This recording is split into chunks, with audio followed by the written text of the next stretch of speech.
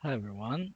In this video, I would like to demo you how to trigger an RPA flow through an email by creating a mail and sending it to a specific recipient, which will invoke this RPA. So to demo that, we will use an RPA flow that we have already demoed in previous session. The RPA flow that creates a sales order out of a CSV file.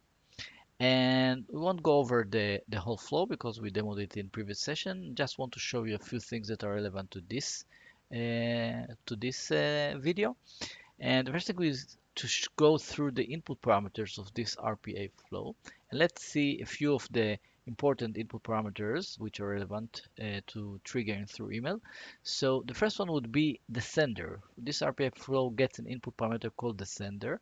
This is an email recipient, and it will be used later on when sending the confirmation mail in order to send the confirmation mail back to whoever sent this mail. So here in the recipient's address, we won't use a static value, but we will take the value from the input of this RPA process, and we will show in a minute how we get this sender value.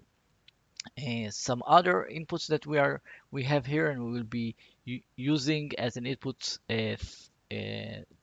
from the mail. We will take data from the mail and send it as input to this RPA process is the customer name here and the file that will be used as the CSV file. So we will use these inputs as part of the email triggering. We will pass data from the mail itself to these inputs to invoke the RPA. Let's save this RPA flow and create the trigger. And to do that, we need to be at the RPA section, go to the triggers tab and press add email triggered. And here the first thing we need to do is to select the RPA, the service that we want to use for to be triggered by this mail. So this is the editor for creating the mail trigger, and it has few parts here. On the top part, we can see the RPA that we are going to invoke. The trigger name is derived from this name. On the second pane, we have the template parameters for the mail to be catched by the service manager. When we send emails to the recipient address that is connected to the service manager, we want to be able to say only specific mails would be considered to be mails that should invoke this specific trigger.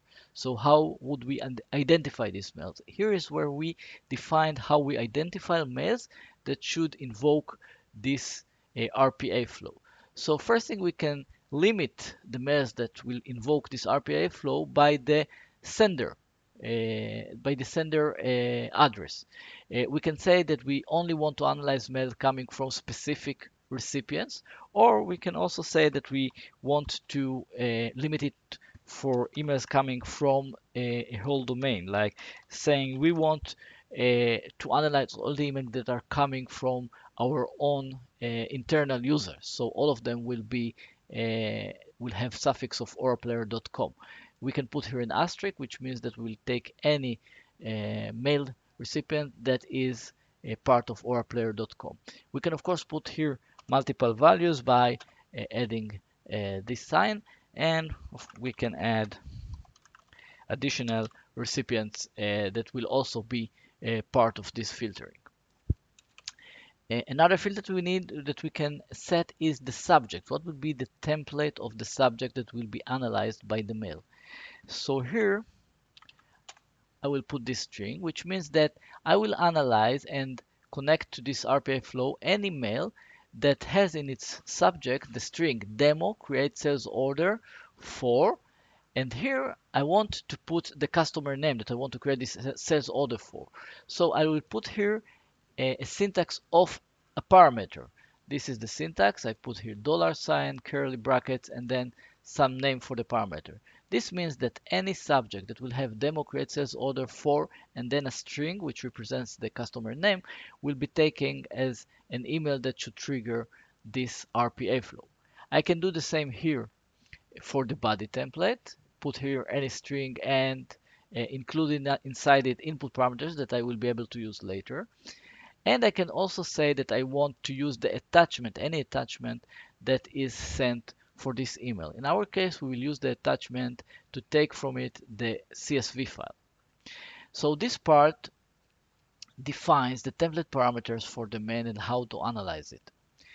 The last part will be to define how to map data from the mail to the inputs of the RPA that we invoke. And these are the input parameters uh, that are the inputs of this RPA. The first one is the file path that should be used as the CSV file for this RPA. And instead of the default value, as I said, I want to take it from the attachment. So we have here hints at the bottom saying how we can take the parameters from the mail itself. And one of them is how we can refer to the attachments field. So what I want to take from here is the attachment path. I will just copy this syntax and I want to put the attachment path as the input for the CSV file. Let's see what we have here. This is the name of the parameter, attachments. It's a built-in internal name.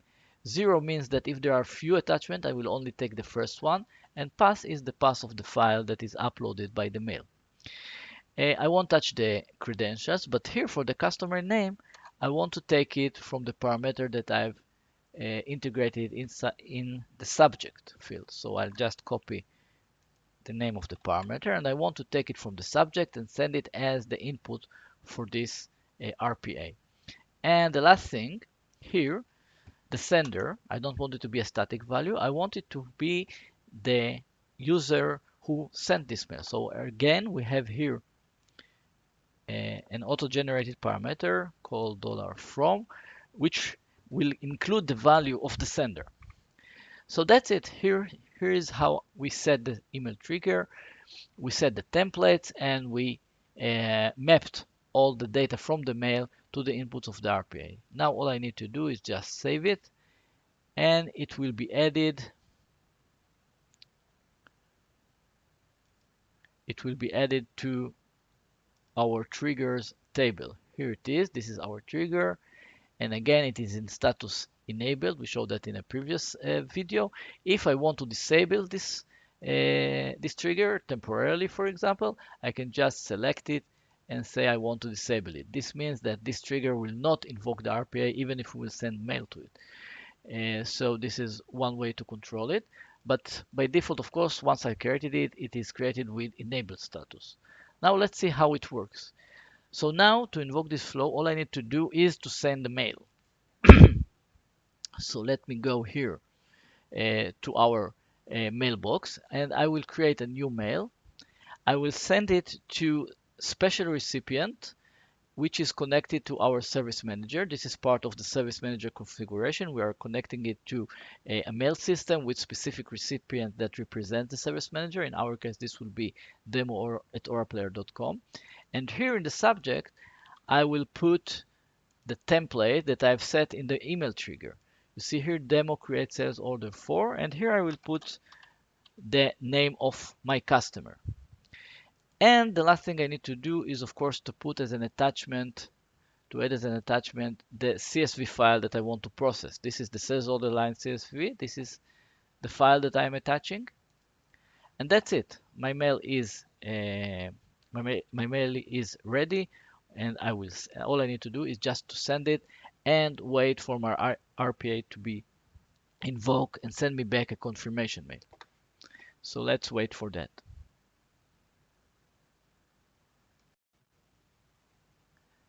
And here it is. We got a confirmation mail saying that a new order was created. We got it from the email recipient of the server, and this is the number of the new sales order that was created. Let's take it from here and go to our EBS system.